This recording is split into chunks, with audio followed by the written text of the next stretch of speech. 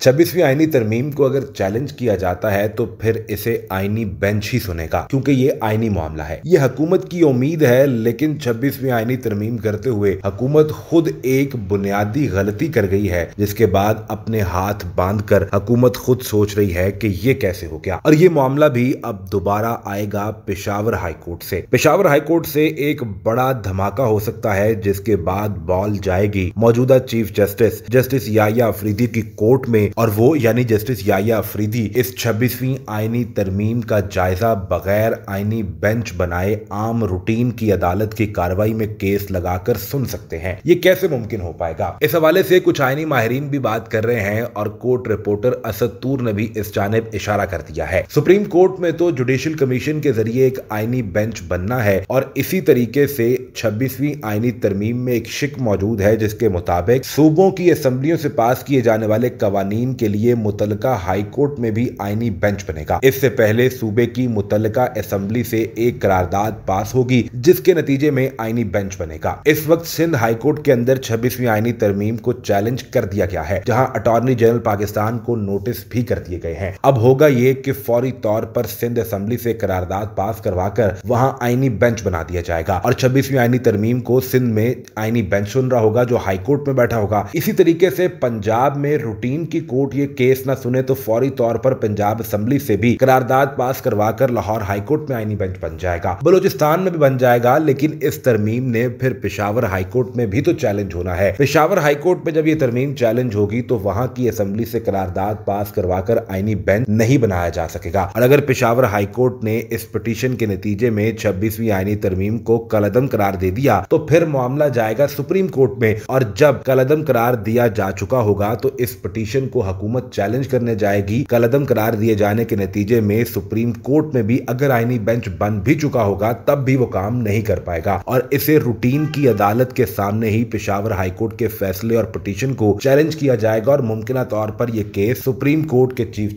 Justice Yahya Afridi खुद अपनी अदालत में भी टेकअप कर सकते हैं, जिसमें जस्टिस मंसूर अली शाह, जस्टिस मुनीब अख्तर जैसे सीनियर जजेस भी इस बेंच का मुमकिन तौर पर हिस्सा हो सकते हैं। और वहां 26वीं आईनी तरमीम का जब टेक्निकल ग्राउंड पर जायजा लिया जाएगा तो अंदाजा होगा कि इसमें कितनी गलतियां और सुकम मौजूद हैं।